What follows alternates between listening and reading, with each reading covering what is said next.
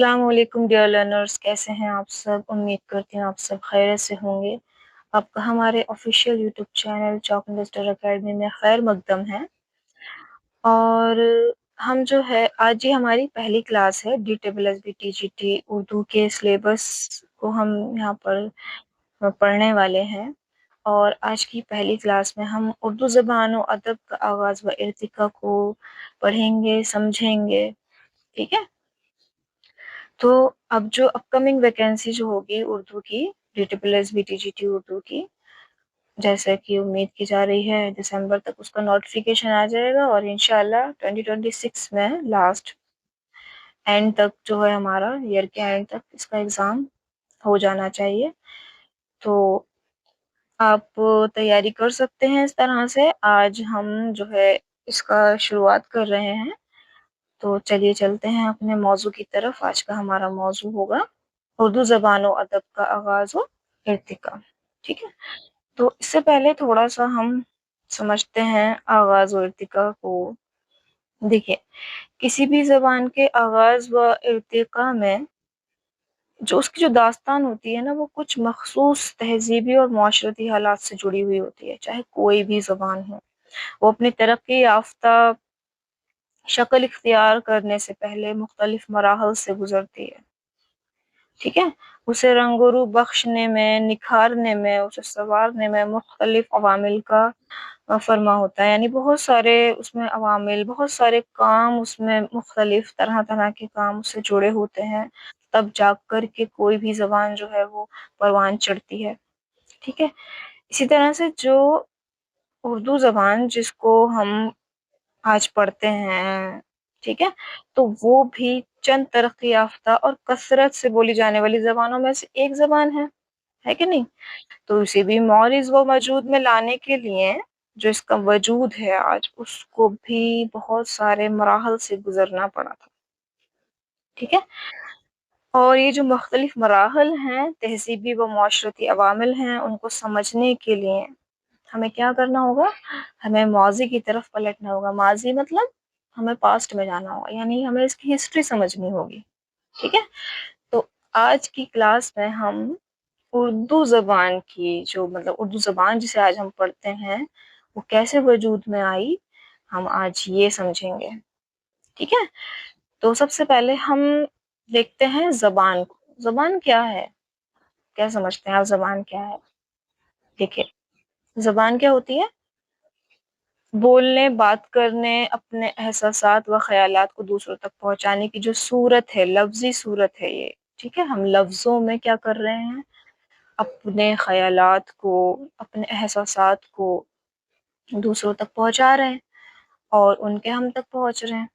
तो ये कैसे पॉसिबल है? ये कैसे मुमकिन हुआ ये? ज़बान के ज़रिए मुमकिन हुआ ना। ठीक है। तो ज़बान जो होती है ना, इंसान की तहज़ीब व फ़िक्र का तर्जुमान है। यानी ज़बान क्या करती है? हम ज़बान एक तरीके से हमारी तहज़ीब व फ़िक्र का तर्जुमान करती है, यानी वो तर्जुमा कर रही है एक तरीके से हमारी तहज़ीब का। ठीक है। उर्दू अदब इंसानी जज़्बात, मोहब्बत, समाजी इंसाफ और तहज़ीब का अक्कास होता है। मतलब अक्कास है ये उर्दू अदब जिसको हम पढ़ेंगे। ठीक है। वो क्या है? इंसानी जज़्बात का, मोहब्बत का, समाजी इंसाफ का, तहज़ीब का अक्कास है। अक्कास यानी कि उसको हम एक तरीके से देख सकते हैं। उर्दू अदब के अंदर हम इंसानी जज़्बात को भी देखते हैं, मोहब्बत भी देखते हैं, समाजी इंसाफ भी हमें उसमें देखने को मिलता है, तहज़ीब तहज़ीब भी होती है। देखो, हर ज़बान की एक अपनी तहज़ीब होती है। ठीक है। ज़बान और बोली में क्या फ़र्क है? ज़बान और बोली में क्या फ़र्क है? देखिए, ज़बान एक बाकायदा और मुनज़्ज़म लिसानी निज़ाम होता है ना? यानी ज़बान जो है, कोई भी ज़बान है, उर्दू ज़बान हो, चाहे इंग्लिश हो, हिंदी हो, कोई भी ज़बान हो, उसका उसका जो है ना कुछ रूल्स रेगुलेशंस होते हैं, उसके उसके कवायद होते हैं, उसको पढ़ने के, लिखने के कायदे कानून होते हैं कि हाँ भाई, मतलब इंग्लिश की देखो ग्रामर होती है ना, कि हमें कौन सा सेंटेंस कहाँ कैसे लिखना है, बोलना है, नेगेटिव सेंटेंस कैसे बनना है, पॉजिटिव اور مطلب انٹروگیٹو سینٹینس، اسی طرح سے اردو میں بھی قواعد ہوتی ہے، الفاظ الفاظ جو ہوتے ہیں وہ بامعنیٰ ہوتے ہیں، ٹھیک ہے، زبان کے اندر زبان کے ذریعے ادب تخلیق کیا جاتا ہے، یعنی زبان کے ذریعے ہم کیا کر رہے ہیں، اپنے ادب کو تخلیق، یعنی ادب کی جو ہے ایک طریقے سے وہ تخلیق ہو رہا ہے، بن رہا ہے ادب ایک طریقے سے، اور یہ ایک معاری شکل اختیار کر لیتی ہے، اس طرح سے یہ ایک معاری شکل اختیار کر لیتی ہے۔ کس کی بات کر رہے ہیں ہم؟ زبان کی، ٹھیک ہے۔ وہیں دوسری طرف بولی کو اگر میں دیکھوں، بولی دراصل کسی زبان کی علاقائی یا مقامی شکل ہوتی ہے۔ اب دیکھیں، جیسے کوئی بھی شہر ہے، یا کوئی بھی، میں مانتی ہوں کوئی بھی کنٹری ہے، کوئی دیش ہے، وہاں کی زبان اردو ہے، لیکن اس کنٹری کے اندر جو چھوٹے چھوٹے علاقے ہوں گے نا، اس اردو ہی زبان کو وہ الگ الگ طریقے سے بولتے ہوں گے، مطلب ان کے بولنے کا جو طریقہ ہوگا، پروناؤنس کرنے کا جو طریقہ ہوگا، وہ بہت الگ الگ ہوگا۔ کہتے ہیں نا کہ ہر 10 سے 15 کلومیٹر کے دائرے پر جب ہم جاتے ہیں، یعنی ہر 10 سے 15 کلومیٹر کے دائرے پر جو جو زبان ہوتی ہے نا وہ بدل جاتی ہے، ٹھیک ہے، یعنی ہر علاقے کی جو زبان ہوتی ہے وہ الگ الگ ہوتی ہے، بولی سوری بولی جو ہوتی ہے وہ الگ الگ ہوتی ہے۔ تو بولی دراصل کسی زبان کی علاقائی یا مقامی شکل ہوتی ہے۔ بولی عموماً مقامی لوگوں کے درمیان بولی جاتی ہے، یعنی جو اس مقام پر، اس جگہ پر جو رہنے والے لوگ ہوتے ہیں، ان کے دوارا بولی جاتی ہے، ان کے ذریعے وہ بولی جاتی ہے۔ مختلف علاقوں میں مختلف انداز میں بولیوں کو بولا جاتا ہے نا، میں نے بھی بتایا نا، کوئی بھی ملک ہے، ٹھیک ہے، اس ملک کی بھاشا، ملک کی جو مطلب زبان ہے وہ مان لو اردو ہے، لیکن اس ملک میں جتنے بھی مطلب شہر ہوں گے، ان شہروں میں چھوٹے چھوٹے علاقے ہوں گے، تو اسی اردو زبان کو وہ سب کے سب الگ طریقے سے بولتے ہیں، ٹھیک ہے۔ مختلف علاقوں میں مختلف انداز میں بولی جانے والی جو زبان ہے ایک طریقے سے وہ مطلب بولی ہے، بولی کا جو دائرہ ہے وہ محدود ہوتا ہے، یعنی لمٹ ہوتی ہے، یعنی ہر علاقے کے ذریعے وہ کیا ہو رہی ہے، لمٹ میں آ رہی ہے وہ، کہ بھائی اس علاقے میں یہ بولی بولی جا رہی ہے، دوسرے علاقے میں گئے وہاں پہ وہ دوسری بولی بولی جا رہی ہے، مطلب اسی زبان کو دوسرے انداز میں بولا جا رہا ہے، اس طرح سے۔ وہی جو زبان ہے ہماری، جیسے اردو زبان کی اگر میں بات کروں تو اس کا دائرہ جو ہے وہ بہت وسیع ہے، ٹھیک ہے۔ اب جیسے کہ دہلوی اردو، لکھنوی اردو، ٹھیک ہے، یہاں پڑھ رہے ہیں، ٹھیک ہے، ہم یہاں اردو زبان کو پڑھ رہے ہیں، لیکن جو زبان ہے وہ کسی بھی زبان کی بات یہاں میں کر رہی ہوں، کہ جو زبان ہوتی ہے وہ دو مختلف حیثیتیں ہوتی ہیں اس کی، ٹھیک ہے۔ ایک اس کی حیت یعنی کہ اس کی فارم ہوتی ہے، پہلی حیثیت اس کی فارم یعنی حیت، جو مختلف آوازوں کی صورت میں آتی ہے، ٹھیک ہے، جو کس میں آتی ہے، مختلف آوازوں کی صورت میں ہوتی ہے۔ اور دوسرا ہوتی ہے اس کی حیثیت اس کے معنی، معنوی ہوتی ہے، ٹھیک ہے، اس کی معنوی صورت، معنوی حیثیت اس کی، جس کا تعلق ہمارے ذہن سے ہوتا ہے، ٹھیک ہے۔ تو اس طرح سے ہاں، کوئی بھی زبان ہے، یا اردو زبان کی میں بات کروں تو اس کی دو مختلف حیثیتیں ہیں، پہلا اس کی حیت اور دوسرا اس کی معنوی حیت، ٹھیک ہے۔ اب نیکسٹ جو ہے ہمارا ہند آریائی کا ارتقاء، ہم یہاں پر ہند آریائی کا ارتقاء کیوں پڑھ رہے ہیں؟ میں نے آپ کو سٹارٹنگ میں بتایا تھا، شروعات میں بتایا تھا کہ آج ہم اردو زبان کی ہسٹری پڑھیں گے، اس کے ماضی میں ہم جا رہے ہیں، ٹھیک ہے، تو وہاں پر ہمیں اس کو پڑھنا اب ضروری ہے، ٹھیک ہے۔ تو ہند آریائی کا ارتقاء پڑھانے سے پہلے جو ہے میں بتانا چاہوں گی آپ کو تھوڑا ہند آریائی کے بارے میں، مطلب کیوں پڑھ رہے ہیں ہم اس کو یہاں۔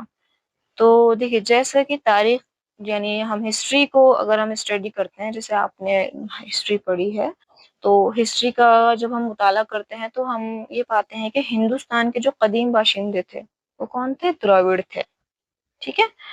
اب یہ جو دراوڑ تھے، آریہ قوم باہر سے آئی، کہ جو ہند آریائی کا ارتقا پڑ رہے ہیں نا، تو یہ لوگ، یہ جو قوم تھی یہ باہر سے آئی تھی اور مقامی باشندوں کے پیچھے دھکیل کر ملک پر قابض ہو گئی. یعنی جو مقامی باشندے اس ٹائم پر ہندوستان میں رہ رہے تھے ان کو دھکیل دیا اور خود قابض ہو گئی، اس نے اپنے کنٹرول میں مطلب سب کچھ کرنے لگے. ٹھیک ہے. آریہ قوم ملک میں ایک تہذیبی طاقت بن کر ابھری. اب یہ جو قوم تھی آریہ قوم، یہ ہمارے ملک میں ایک تہذیبی طاقت بن کر کے ابھری. ان کی زبان کو مرکزی حیثیت حاصل ہو گئی. یعنی اب بھی دیکھو، جیسے کوئی بھی میں بات کروں قوم ہے، وہ ایک جگہ سے جب دوسری جگہ جاتی ہے تو اپنے ساتھ وہ اپنی تہذیب، اپنی زبان، اپنا ادب سب کچھ لے کر کے جائے گی نا اپنے ساتھ میں. تو وہاں پر جب وہ رہنے لگے گی تو وہاں پر اپنی تہذیب کو، اپنے ادب کو، اپنی زبان کو پھر وہ کیا کرے گی، پھیلائے گی. ٹھیک ہے. تو یہ تو ویسے بھی قابض ہو گئے تھے ہندوستان پر، تو انہوں نے کیا کرا، اپنی تہذیب کو جو تھا، انہوں نے، ان کی جو تہذیب تھی وہ طاقت بن کر ابھری اور جو زبان تھی اس نے مرکزی حیثیت حاصل کر لی تھی. ٹھیک ہے. اور جو مقامی باشندے تھے اس ٹائم پہ، ہندوستان کے جو مقامی باشندے تھے، ان کے میل جول کی وجہ سے آریوں کی زبان متاثر ہونے لگی. اب دیکھو کیا ہوگا، جہاں سے وہ آئے ہیں وہ اپنے ساتھ اپنی زبان لے کر آئے ہیں. اب جہاں وہ بس گئے ہیں وہاں پہلے سے جو لوگ رہ رہے ہیں ان کی اپنی زبان ہے. اب کیا ہوتا ہے، جب دو الگ الگ زبانیں، دو الگ الگ تہذیبیں ملتی ہیں تو وہ ایک دوسرے سے کیا کرنے لگتی ہیں، میل ملاپ کرنے لگتی ہیں. یعنی جو ان کی جو زبان ہوگی وہ یہاں کی مقامی زبان سے میل ملاپ کرنے لگی، میل کھانے لگی، وہ مل جل گئی ایک طریقے سے. اور یہ جو یہاں کی زبان تھی، ہندوستان کے جو مقامی باشندوں کی اس وقت زبان تھی، وہ ان کی زبان سے میل جول کھانے لگی. ٹھیک ہے. اس طرح سے وہ آپس میں مل جل کر کے، میل جول کھا کر کے کیا ہو گئی، آپس میں وہ متاثر ہونے لگی، ان پر ایک دوسرے پر افیکٹ پڑنے لگا ان زبانوں پر. ٹھیک ہے. جو بھی زبانیں ان کی ہوں گی اس ٹائم پہ. ٹھیک ہے. اور بہت سے لفظوں کا تلفظ کچھ سے کچھ ہو گیا. ظاہر سی بات ہے، اب جب متاثر ہوں گی، متاثر کیسے ہو رہی ہیں، تو متاثر ہو رہی ہیں، چینجز آ رہے ہیں، ان میں بدلاؤ آ رہے ہیں، ہے نا. تو کیا ہو رہا ہے، تلفظ بھی بدلنے لگا. ان کے لفظوں کا، جو بھی لفظ وہ اس ٹائم پہ مطلب استعمال کرتے ہوں گے. آریاؤں نے اپنی زبان کو منظم اور محفوظ رکھنے کے خیال سے اسے قواعدی اصولوں سے جکڑ دیا. ٹھیک ہے. انہوں نے کیا سوچا، ارے کہ ہماری زبان تو جو ہے بھائی وہ بہت زیادہ مطلب متاثر ہو رہی ہے، تو ایسے تو ہم اپنی زبان کو کھو دیں گے. ٹھیک ہے. تو انہوں نے کیا کرا، اپنی زبان کے لیے قواعد بنانے شروع کر دیے، قاعدے بنانے شروع کر دیے، اصول بنائے کہ بھائی ہم اپنی زبان کو اس طرح سے کیا کریں گے، محفوظ رکھ سکیں گے. ٹھیک ہے.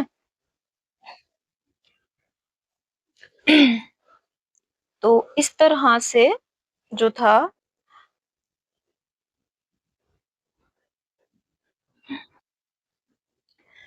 اب جب انہوں نے دیکھا کہ ہماری زبان جو ہے متاثر ہو رہی ہے، تو انہوں نے اپنی زبان کے لیے قواعدی اصولوں کو بنانا شروع کر دیا، اپنی زبانوں کو قواعدی اصولوں میں جکڑ دیا. ٹھیک ہے.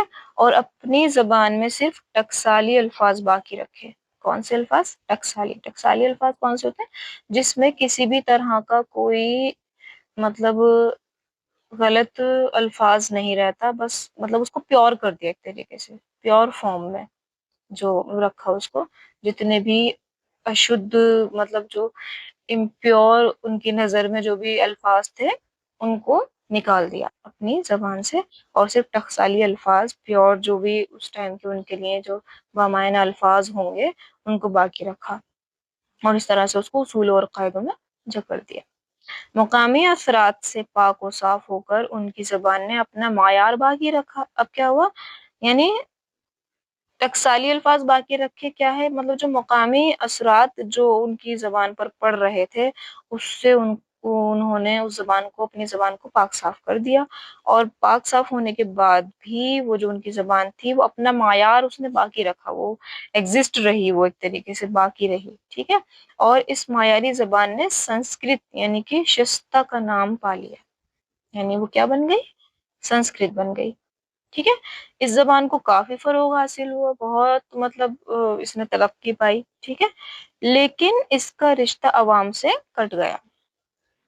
رشتہ عوام سے کٹ گیا، یعنی عوام کی بھاشا نہیں رہی وہ، عوام کی زبان نہیں رہی وہ، ٹھیک ہے، اور وہ ایک مخصوص دائرے تک سمٹ گئی۔ ظاہر سی بات ہے جب کسی بھی چیز کا رشتہ جو ہے وہ عوام سے کٹ جائے گا تو کیا ہوگا، وہ ایک مخصوص دائرہ اختیار کر لے گی نا، ایک اس کی لمٹ بن گئی، باؤنڈریز بن گئی، ٹھیک ہے۔ عوام کی زبان مختلف علاقوں میں تھوڑے فرق کے ساتھ ایک خاص رسم و خط میں موجود رہی، یعنی جو عوام کی جو مختلف علاقوں میں جو فرق تھا اس کے ساتھ عوام کی زبان جو تھی وہ باقی رہی۔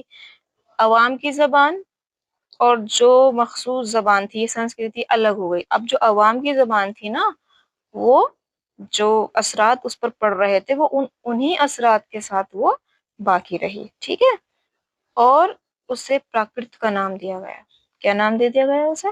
پراکرت کا نام دے دیا گیا۔ یہ پراکرت برابر ترقی کرتی رہی اور مختلف علاقوں میں وہ مختلف روپ اختیار کرتی رہی۔ اب یہ جو مختلف مطلب جو عوام کی جو زبان تھی اس کو وہ بھی وجود میں رہی، اس کو پراکرت کا نام دے دیا، اور ایسے ہی وقت بیتتا گیا، آگے چلتے چلتے یہ جو پراکرت تھی برابر ترقی کرتی رہی اور مختلف مختلف علاقوں میں یہ مختلف روپ اختیار کرتی رہی۔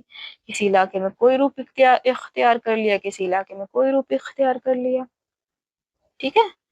جیسے کہ اس زمانے میں مہاراشٹری، شور سینی، مگدھی اور پشاچی نامی 5 پراکرت بھاشائیں تھیں جن کے بارے میں بھی میں آپ کو آگے بتاؤں گی، ٹھیک ہے۔ تو اس طرح سے یہ ہے۔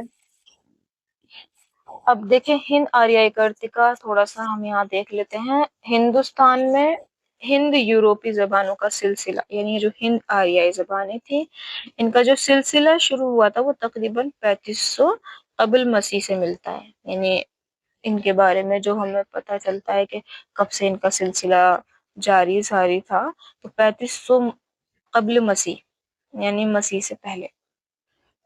ہند یوروپی زبانیں ترقی کرتی ہوئی جب 2000 سال قبل مسیح میں اپنی دوسری منزل پر پہنچی، یعنی ہند یوروپی جو زبانیں تھیں وہ ترقی کرتی رہیں اور ترقی کرتے کرتے 2000 سال قبل مسیح میں اپنی دوسری منزل پر پہنچتی ہیں، وہاں پر انہوں نے دوسری منزل پائی، تو انہیں جب وہ دوسری منزل پر پہنچی تو انہیں ہند ایرانی کا نام دیا گیا۔ کیا نام دیا گیا؟ ہند ایرانی کا نام دیا گیا۔ ہندوستان کی موجودہ زبانیں اسی خاندان سے تعلق رکھتی ہیں، یعنی آج ہندوستان میں جتنی بھی موجودہ زبانیں ہیں، جتنی بھی زبانیں آج ہمارے ہندوستان میں بولی جاتی ہیں وہ سبھی اس ہند ایرانی خاندان سے ہی تعلق رکھتی ہیں، ٹھیک ہے، جن میں اردو بھی شامل ہے۔ اسی ہند ایرانی خاندان میں ہی ہماری اردو شامل ہے۔ اردو کی ابتدا و ارتقاء کا مطالعہ کرنے کے لیے ہند آریائی کا ارتقاء اس کا جائزہ لینا ضروری ہے۔ میں نے بھی آپ کو سٹارٹنگ میں ہی بتایا تھا، شروعات میں ہی میں نے آپ کو یہ بات بتائی تھی کہ اگر ہمیں اردو زبان کا ابتدا، یعنی اردو زبان کی ابتدا کہاں سے ہوئی، اس کا ارتقاء یعنی اس نے ترقی کیسے پائی، اس کا اگر ہمیں مطالعہ کرنا ہے تو اس سے پہلے ہمیں ہند ایرائی جو زبانیں ہیں اس کا ارتقاء اور جائزہ لینا ضروری ہے، اسی لیے ہم اس کو یہاں پڑھ رہے ہیں، ٹھیک ہے، جس کا گہرا تعلق ہندوستان میں آریاؤں کی آمد سے ہے، ٹھیک ہے۔ اب دیکھیے ہندوستان میں جو ہند آریائی ارتقاء ہے اس کو ہم عام طور پر 3 ادوار میں تقسیم کرتے ہیں، تین ادوار میں یعنی 3 دور میں اس کو تقسیم کیا جاتا ہے۔ پہلا ہے قدیم ہند آریائی جو 1500 قبل مسیح سے لے کر 500 قبل مسیح تک ہے، یعنی پہلے، قبل مطلب پہلے۔ دوسرا ہے وسطی ہند آریائی، وسطی ہند آریائی ہمارا 500 قبل مسیح تا 1000 قبل مسیح ہے۔ تیسرا ہے جدید ہند آریائی جو 1000 سے لے کر کے ابھی تک جو زمانہ حال ہے، اس ٹائم کا جو ٹائم پیریڈ ہے اب تک کا جو ہے یہ جدید ہند آریائی ہے، ٹھیک ہے۔ اب اس میں ہم قدیم ہند آریائی دور میں اس کو پڑھیں گے، ہم قدیم ہند آریائی دور کو۔ قدیم ہند آریائی دور جو ہے ویدک اور سنسکرت زبانوں کا دور کہا جاتا ہے۔ کیوں کہا جاتا ہے؟ کیونکہ دیکھیے جو 4 وید ہیں، رگ وید، یجروید، اس طرح سے، تو وہ جو ان کے جو مطلب ان کو لکھا گیا تھا وہ اسی دور میں لکھا گیا تھا۔ اس کے علاوہ ابھی ہم نے پڑھا تھا نا शुरुआत में मैंने आपको बताया था जो द्रविड़ आए उन्होंने मतलब अपनी ज़बान को महफ़ूज़ करने के लिए किस तरह से अपनी ज़बान को महफ़ूज़ करने के लिए उसमें कायदे कानून मतलब कवायद उसका बनाने शुरू कर दिए, उसके उसूल बनाए और टकसाली अल्फ़ाज़ों को ही रखा सिर्फ़ उसमें, ठीक है? तो जो अवाम की ज़बान नहीं रही वो, ठीक है? अवाम की ज़बान जो थी वो ऐसे ही बस मतलब चलती रही और तरक्की करती रही। अलग-अलग ज़बानों का उसने आगे चल कर के रूप इख्तियार कर लिया, ठीक है? तो संस्कृत ज़बान का रिवाज जो था, वो इसी दौर में पाया जाता है इस तरह से और हर किस्म के मज़हबी और इल्मी मुताले में संस्कृत की ही बहुत अहमियत थी। मतलब संस्कृत की ही अहमियत थी उस टाइम पे कोई भी मज़हबी, कोई भी इल्मी मुताला मतलब किया जाता था तो उसमें संस्कृत को ही अहमियत दी जाती थी, ठीक है? और उसके बाद दूसरा जो दौर है वो है वस्ती हिंद आर्याई इसके 3 दौर हैं। वस्ती हिंद आर्याई दौर ये 3 दौर हैं इसके। पहला दौर ये दौर पाली का दौर है। यानी जिस संस्कृत मतलब संस्कृत जो है ना जब संस्कृत जो थी वो देवबानी हो गई मतलब देवबानी हो गई वो आम आम फ़हम भाषा नहीं रह गई जो उस टाइम की आवाम थी उसकी भाषा नहीं रह गई थी वो, ठीक है? तो मकामी बोलियों ने वैदिक ज़बान के फ़ितरी रुझान पर चल पड़ी। जो मकामी बोलियाँ थीं, आवाम की जो बोलियाँ थीं, वो एक मतलब फ़ितरी वैदिक ज़बान के फ़ितरी रुझान पर उन्होंने चलना शुरू कर दिया। यही प्राकृत का पहला दौर व रूप कहा जाता है। प्राकृत भाषा का प्राकृत का जो पहला रूप है, वो इसी दौर को कहते हैं। प्राकृत का पहला अदबी रूप पाली है। यानी प्राकृत का अगर पहला अदबी रूप की हम बात करें तो वो क्या है? पाली, ठीक है? अब जो वस्ती हिंद आर्याई दौर का दूसरा जो दौर है, वो मसीह की इब्तिदा से 500 ईस्वी तक शुमार किया जाता है। प्राकृत किसी एक ज़बान का नाम नहीं है। यहाँ पर प्राकृत का मतलब कोई एक ज़बान नहीं है, ठीक है? प्राकृत का जो है इसमें बहुत सारी ज़बानें हैं, बहुत सारी ज़बानों का ये मजमूआ है, कलेक्शन है। इस अहद में अदबी और अहम प्राकृतों की 5 वाज़ेह शक्लें नज़र आती हैं। यानी इस अहद के अंदर हम क्या देखेंगे जो ये मतलब प्राकृत ज़बान है, इसकी 5 शक्लें हैं। वो 5 शक्लें कौन-कौन सी हैं? महाराष्ट्री, शूरसैनी, मगधी, अर्ध-मगधी अर्ध-मगधी अर्ध का मतलब होता है आधी, आधी मगधी यानी और 5वां है हमारा पेशाची, ठीक है? तीसरा दौर अपभ्रंश का दौर कहलाता है। अब ये तीसरा दौर है अपभ्रंश का दौर। फिर से मैं यहाँ उस बात को रिपीट करूँगी, दोहराऊँगी कि जो संस्कृत थी वो जो अवाम थी उसकी भाषा नहीं रह गई थी वो, ठीक है? उसको सिर्फ़ तहज़ीबी और इल्म मुताले के लिए ही रखा गया, ठीक है? जो उस टाइम के जो राजा महाराजा जो भी होंगे, आर्याई जो लोग होंगे, उनकी थी। जो आम थी अवाम थी ना, वो यहाँ के इलाके के साथ मुतासिर हो रही थी। उनका प्रोनंसिएशन, उनका जो तलफ़्फ़ुज़ था, वो मुतासिर हो रहा था। और इस तरह से उनकी ज़बान को अपभ्रंश कहा जाने लगा। वो दौर अपभ्रंश का दौर हो गया इस तरह से। अपभ्रंश के मायने होते हैं बिगड़ी हुई ज़बान। उन्होंने उसको अपभ्रंश कहा, ठीक है? हिंदुस्तान की जदीद ज़बानों की पैदाइश प्राकृतों से नहीं हुई है। अब जो हिंदुस्तान के आज के दौर में, आज इस जदीद दौर में जितनी भी हम ज़बानें उर्दू उर्दू है या कोई भी ज़बान हम पढ़ते हैं, उसका जो पैदाइश है वो प्राकृत भाषा से नहीं है, प्राकृत से नहीं है, बल्कि अपभ्रंश से ही हुआ है, ठीक है? किससे हुआ है? अपभ्रंश से। जिसके अंदर जिसमें शूरसैनी अपभ्रंश मुमताज़ हैसियत रखती है और इन अपभ्रंशों में सबसे ज़्यादा जो मुमताज़ हैसियत रखती है, सबसे ज़्यादा वो है हमारी शूरसैनी अपभ्रंश, ठीक है? तो इस तरह से हम बढ़ते हैं जदीद हिंद आर्याई दौर की तरफ, ठीक है? जदीद हिंद आर्याई दौर में हिंदुस्तान एक वसी मुल्क है जैसा कि जदीद हिंद आर्याई दौर के अंदर अब हम यहाँ पर हिंदुस्तान की बात करें तो हिंदुस्तान जैसा कि हम जानते हैं बहुत एक वसी मुल्क है, बहुत बड़ा मुल्क है। अब देखिए बड़ा मुल्क है, यहाँ पर आप देखते हैं मतलब कितने मुख्तलिफ मज़हबों के लोग रहते हैं। जितने जितने मुख्तलिफ मज़हबों के हम लोग यहाँ रह रहे हैं, हमारी तहज़ीब, हमारी ज़बान मतलब सब कुछ जो है वो मुख्तलिफ है। इतना वसी है ये जो हिंदुस्तान है, ठीक है?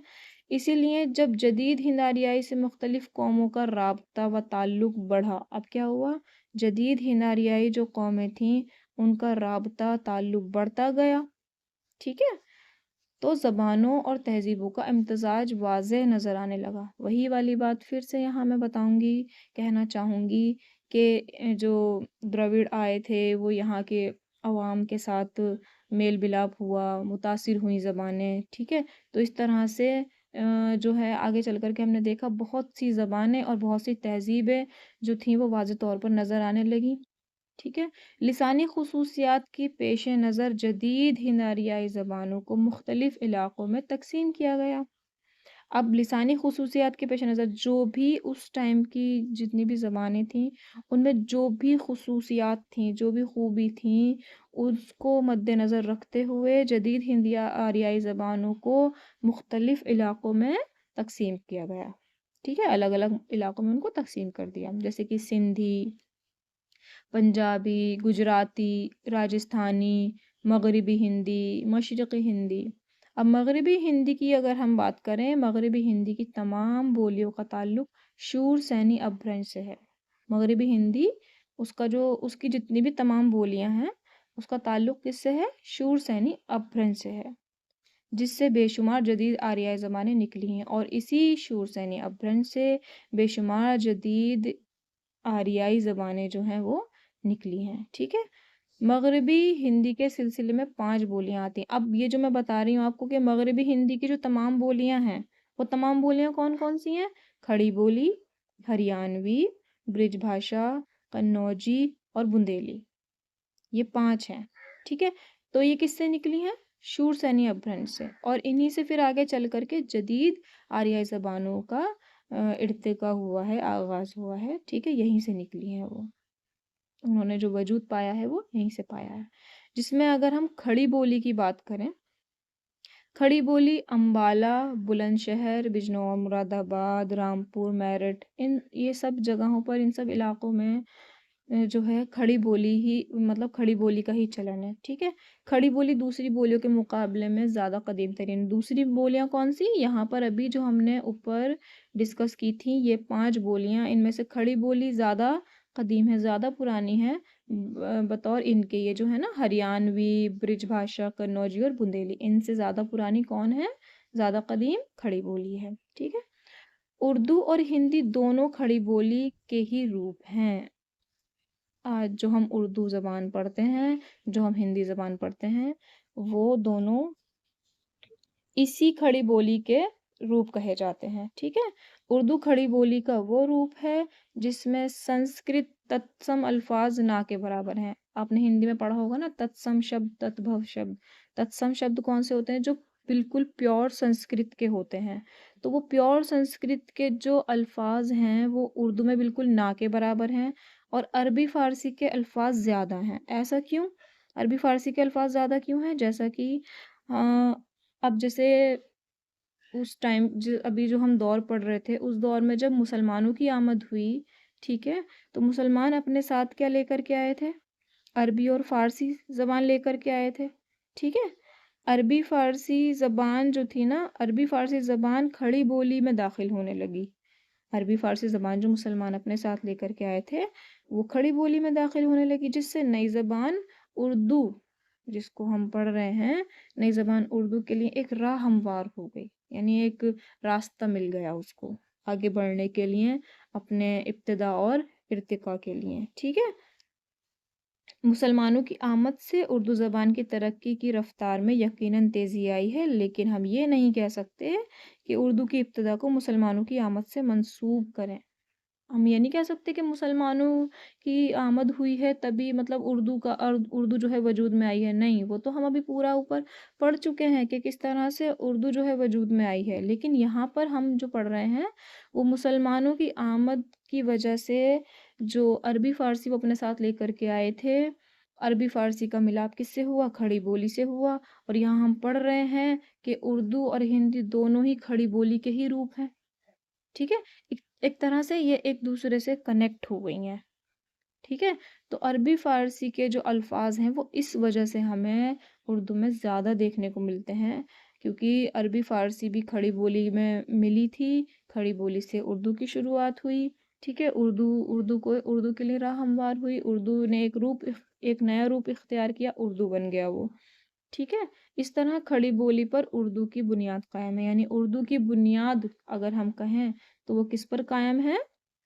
کھڑی بولی پر قائم ہے۔ اس کے علاوہ ہریانوی، برج، قنوجی اور بندیلی کے بھی اثر کم و بیش اردو پر کہیں نہ کہیں نظر آتے ہیں، یعنی اس کے علاوہ جو جتنی بھی بھاشائیں ہیں، ہریانوی ہو گئی، برج ہو گئی، ٹھیک ہے، تو اور اس کے علاوہ بندیلی ہو گئی، ان کے اثرات بھی کم و بیش ہی صحیح، یعنی کم ہی صحیح، لیکن ہمیں کہیں نہ کہیں اردو زبان میں اپنی ان کے بھی اثرات جو ہیں دیکھنے کو ملتے ہیں، ٹھیک ہے۔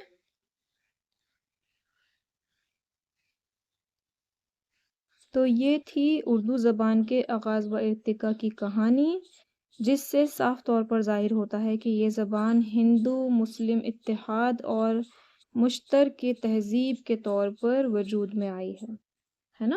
ہم نے جانا نا کہ کس طرح سے، دیکھیں پہلے دراوڑ آئے، ٹھیک ہے، انہوں نے کس طرح سے ان کی زبان جو تھی وہ کیسے یہاں کی ہندوستان کی جو زبان تھی اس سے متاثر ہوئی، پھر کس طرح سے انہوں نے اپنی زبان کو محفوظ کیا، پھر جو عام جو زبان تھی، عام لوگوں کی جو زبان تھی وہ کس طرح سے اپبھرنش کی زبان آگے چل کر کے وہ کیسے الگ الگ بولیوں میں جا کر کے وہ مختلف بولیوں کی شکل لے لی اس نے، ٹھیک ہے، پھر ان مختلف بولیوں نے کس طرح سے اردو زبان کی شکل اختیار کی، جس میں ہم نے کھڑی بولی کے بارے میں جانا۔ کھڑی بولی نے ہی کیا کرا ہے؟ ہماری اردو زبان کو بنیاد دی ہے، ٹھیک ہے۔ تو یہ ہے کہ مطلب اس میں ہم نے کیا پایا کہ ہندو مسلم دونوں کے ہی اتحاد اور مشترکی تہذیب کے طور پر ہم دیکھ سکتے ہیں کہ اردو جو ہے وہ وجود میں آئی ہے۔ ہم یہ نہیں کہہ سکتے کہ صرف بھائی کہ ہندوستان میں جو ہے مسلمان آئے تھے تو ان سے جو ہے اردو کو جو ہے اردو کا آغاز ہوا، اردو وجود میں آئی، نہیں، ایسا نہیں ہے۔ ہم نے ابھی پورا اس کو تفصیل میں جانا ہے اور سمجھا ہے، ٹھیک ہے۔ اور آج بھی یہ مشترک تہذیب اور قومی یکجائی کے چراغ کو روشن کیے ہوئے ہے۔ آج ہم نے جانا اردو زبان و ادب کا جو آغاز و ارتقاء کے بارے میں، ہم نے جانا کہ زبان کیا ہوتی ہے۔ زبان کیا ہوتی ہے؟ زبان جو ہے زبان کے ذریعے ہم کیا کرتے ہیں؟ اپنے احساس، اپنے خیالات کو دوسروں تک پہنچاتے ہیں، اور دوسروں کے خیالات کو، احساسات کو ہم سمجھتے ہیں، یہ ذریعہ ہے زبان جو ہے، ٹھیک ہے۔ اور زبان اور بولی میں کیا فرق ہے؟ زبان جو ہے باقاعدہ اصولوں میں، قاعدوں میں جکڑی ہوئی ہوتی ہے، ہر زبان کے کچھ اپنے اصول قاعدے ہوتے ہیں، جبکہ بولی میں ایسا کچھ بھی نہیں ہے۔ بولی جو ہے ہر علاقے میں الگ الگ طرح کی بولیاں بولی جاتی ہیں۔ اردو زبان ہے، اس اردو زبان کو ہی ہر علاقے میں جو لوگ ہیں وہ الگ الگ طریقے سے بولتے ہیں، تلفظ ان کے الگ ہیں، ٹھیک ہے۔ پھر کس طرح سے ہم نے آگے جانا کہ کیسے جو ہے مطلب ہندوستان میں دراوڑ آئے ہیں، جو آریائی لوگ آئے تھے، آریاؤں نے کس طرح سے مطلب یہاں پر آ کر کے اپنی زبان جو تھی وہ یہاں سے متاثر ہوئی، پھر انہوں نے اپنی زبان کو کیسے محفوظ کیا، اس نے سنسکرت کا روپ لے لیا جس میں ٹکسالی الفاظ تھے صرف، اور اس کے علاوہ جو باقی جو عام عوام کی جو زبان تھی اس نے اسے اپبھرنش کہتے تھے، اور اس اپبھرنش نے ہی آگے چل کر کے ترقی پائی، ترقی پا کر کے آگے چل کر کے کیا ہوا؟ آگے اس نے الگ الگ بولیوں کا روپ اختیار کیا، ٹھیک ہے، الگ الگ بولیوں میں، جس میں ہم نے پڑھی کھڑی بولی، ٹھیک ہے۔ کھڑی بولی جو تھی، کھڑی بولی سے ہی جو ہے ہمیں اردو کے لیے کیا دکھتا ہے؟ اردو کی جو بنیاد وہ کس پر ہو گئی اس طرح سے؟ کھڑی بولی پر، ٹھیک ہے۔ تو آج کی کلاس میں بس اتنا ہی، امید کرتی ہوں آپ کو سمجھ میں آیا ہوگا، اور اگر مجھ سے کمی رہ گئی ہو سمجھانے میں تو، اور آپ کو کچھ بھی اگر سمجھ میں نہیں آیا ہو تو پلیز کامنٹ کر کے آپ بے جھجک پوچھ سکتے ہیں، ٹھیک ہے۔ میں پوری کوشش کروں گی آپ کا وہ جو بھی سوال ہے اس کا جواب دینے کی، ٹھیک ہے۔ آپ کی جو بھی مطلب اس کو سمجھنے میں جو بھی اگر کوئی بھی کہیں بھی آپ کو پریشانی ہوئی ہو اس کو سمجھانے میں پوری کوشش کروں گی، ٹھیک ہے، انشاءاللہ۔ اللہ حافظ۔